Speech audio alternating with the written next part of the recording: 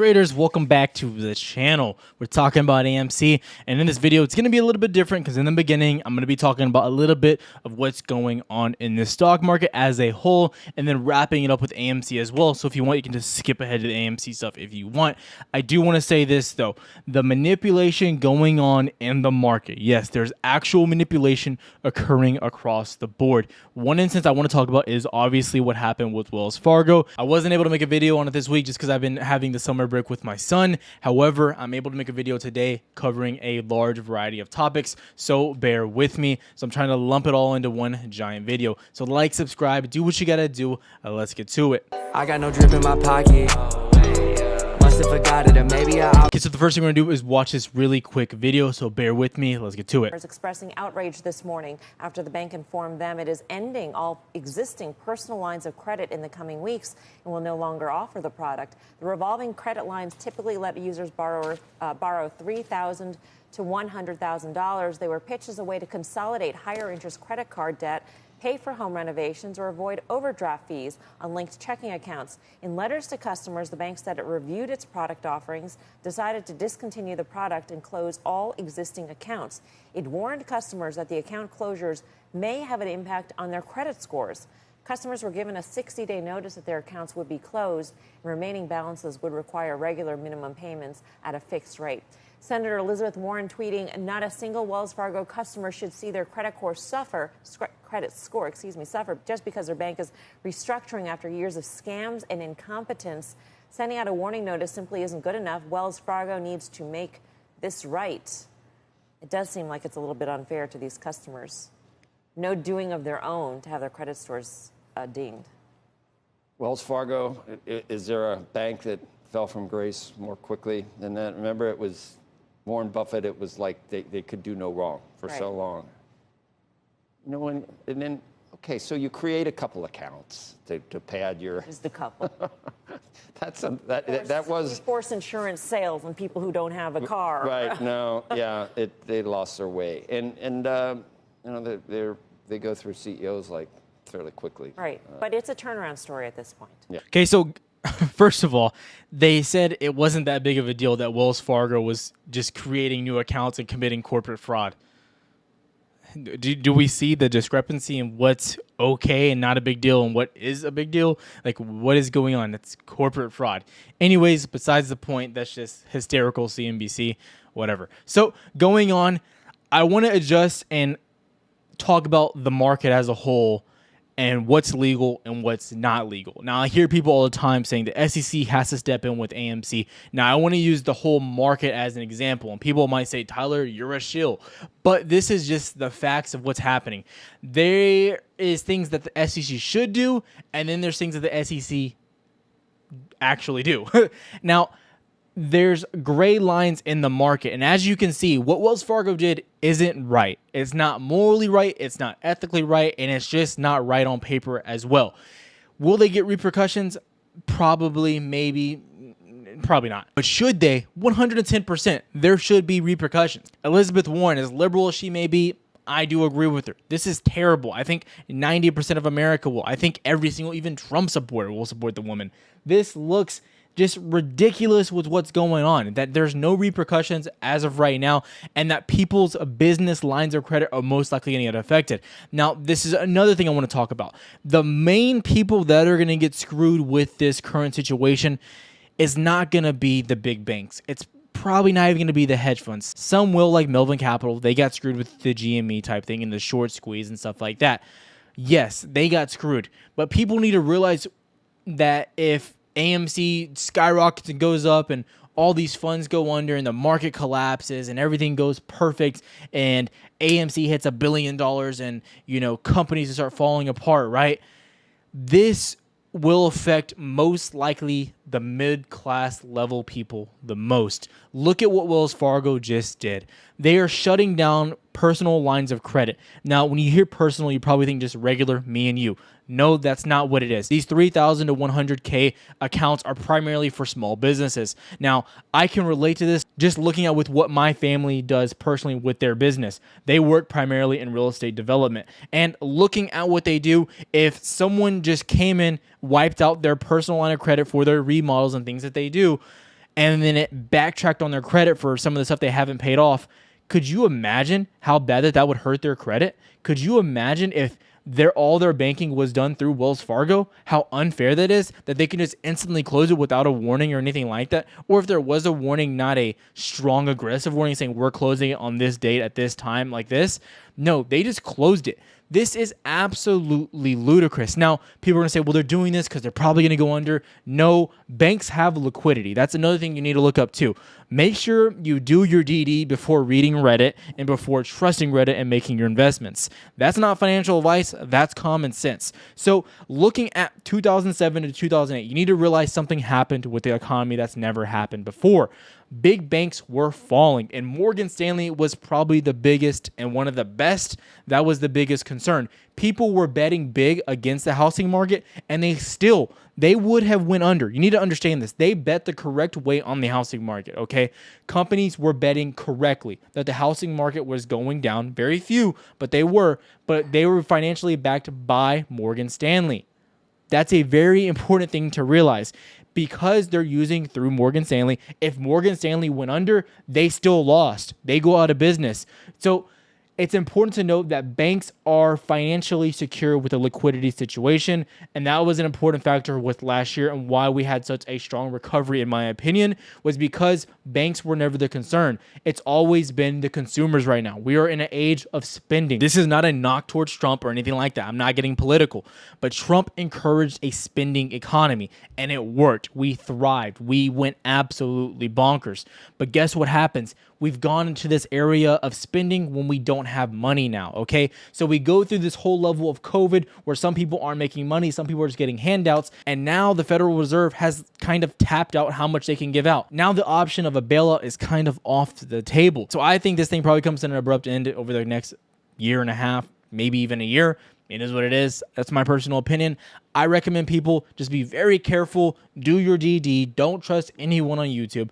Use us as indicators, and then, of course, make your own decisions. But never push all in right now. That's what I'm doing. I am very, very short-term on almost everything except AMC and my PaySafe, and that's because I push so heavily into PaySafe. However, let's talk about AMC. We need to look at the charts. So what we're going to do is look at the charts, and then I'm going to come back and give you my overall view on AMC over the coming days, weeks, etc. Let's get to it. All right, so what we're looking at AMC is going to be the 15-minute chart. I'm going to backtrack, go over some of the things I've covered previously, and then move ahead to next week. Okay, so this is what we've seen. We've seen a test of this level, test of this level, and we came down again. This is the 15 minutes, so it's important to know this is a great intraday time frame to be looking at if you're trading shorter term options, 1 to 2, 3 weeks. My personal opinion, that's what I use for intraday day trading, is a 15-minute chart heavily. Now, looking at this, it's important to know as we zoom in, we saw a quick correction bump back up, quickly closing that gap as well, moving back up to about $49.50. We did not get a retest of this range, which I do believe is coming. I believe we will get a retest of 52.5 at the minimum. I do believe we will get that retest. I want to talk about something on a broader scale before we hop into a lower time frame. Well, the first thing I want to say is, one, I'm not in any options. I was not able to enter. I mentioned in the last video. I just was not able to. We had a flash crash across the board. I had funds tied up in other things. It was just, I couldn't get in. It is what it is. So looking at what's going on, though, I think we're going to be trending in this range right here, around 42 to 52.5. This is the area that I'm watching specifically. I don't want to see another retest of 39. If we do, we most likely retest 36, possibly even getting a gap close to $32 around this range as well, just like a flash crash and bumping back up. But looking at this, I see us channeling this range here. This is what I see personally. So I mentioned before, this was our previous range. If we drop below here, this would then become a resistance, right? This box right there. So what happened now is this is now a resistance instead of being a support onto the upside. So what I want to see here, I want to see continuous movement, and I would love to see a mount to remain bullish. If we can get a push back above this range, retesting, then I would be bullish on testing out $60 and above. Until then, I think we're trending sideways. However, things are lining up to the bullish end, in my opinion. The longer we drag out and the longer we sit in this range, the more bullish it looks, because we're not getting an extremely strong correction. So if you follow me there, And I'll cover that a little bit more here in a sec. So right now, until then, personally, what I see happening and what I expect just based on the technicals is we're just going to trend in this range. And that's just what is, in my opinion, the easiest thing to look at now. I personally don't trade put options because any day this thing could absolutely erupt. That's me personally. I don't trade put options on AMC. It's one of the few stocks I do not touch put options on. Looking at the stock right now, we ended the week below VWAP. This typically leads me to believe that we're going to have a downside push just because we're holding below this VWAP. Anytime we're holding below VWAP on the 15-minute chart, look what happens. We always switch the trend. So typically what happens, as we can look here, we came back. This is one of the few times we break back down, double bottom, and then we ride the VWAP all the way back up because we never hold below the 15-minute. And then once we hold below, guess what happens? The trend changes. We just keep coming back down, down, down, down, down, and then it repeats. Happened again last week, right? Saw this trend up, held below VWAP, came right back down. It just keeps happening over and over and over, and it's been occurring like that for the past few months. Now, looking at what's going on here, yes, you had that happen, not even a double top, and now you're pushing below VWAP, trending here. My money has it that we're going to see a little bit of a downside push, but it's worth mentioning it is Monday, which is typically one of the more bullish weekdays. Also worth mentioning that the last 2 Mondays have been bad. So I don't think that this trend rides too much longer, but I want to see a retest of 52.5 and how we react from that level before I play any type of option. Now, if you want to play a riskier type of option, this is the area I would be looking for down here, 42.5 to 42 flat. If we get a crash down here, playing that type of long, and then you're going to push back off of that, playing that momentum play personally. Now, breaking below there, I want to see all of the reaction from this level. I won't be interested in touching unless we get a gap close like 32, maybe even 36, I would see. But the one thing I want to mention here, and something I haven't mentioned here on the channel in a long time and most likely will surprise some people, I'm looking at some actual stock plays here. I'm looking at adding more to my position if we break down into this range here.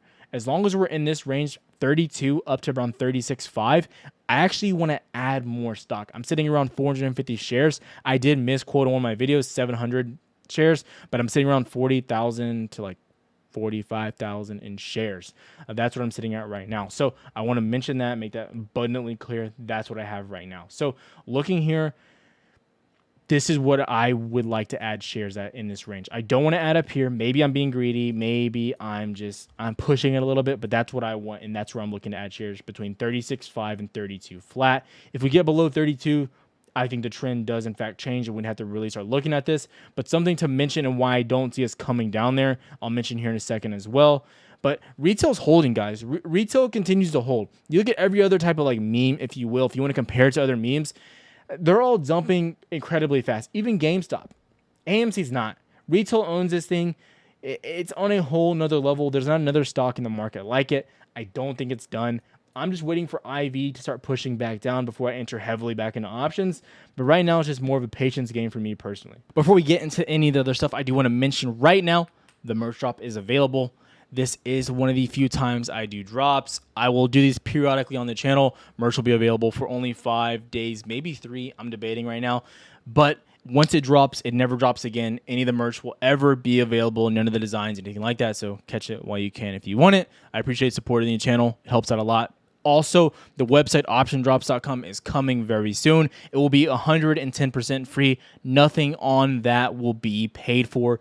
Absolutely free, built for the people, by the people. I appreciate you. I've heard your requests, longer term views, stuff like that. That will all be published there. Breakdowns from videos as well, and then as well as Discord members. And then you will be able to post there and make free accounts. Everything on there. There will not be a newsletter or anything like that, so no spam or anything like that. So look forward to that as well. So looking at AMC, I like them a lot long-term still. I want to make that abundantly clear. And I mentioned that I see the market being very at risk in the coming months and weeks, possibly going into next year, possibly waiting out that long.